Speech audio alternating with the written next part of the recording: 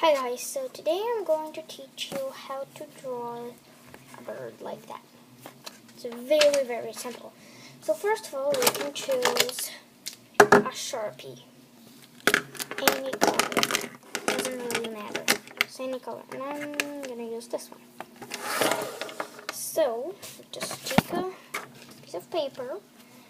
And because you're using a Sharpie, you can actually put something underneath paper, so I'm just gonna put another, like a couple of other papers, and it's very simple. First of all, what you need to do, I'm not sure if it's gonna turn out that good, but basically you need to do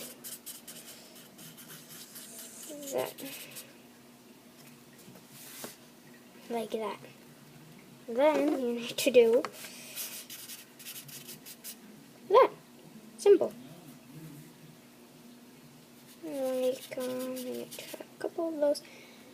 Then you need to do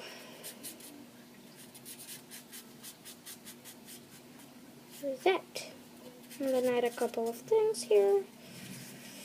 Like, then you just need to continue doing that until you get to reach over here. Like that. So it looks like feathers or something.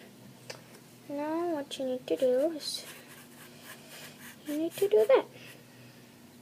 Simple. And then you just do a triangle and that.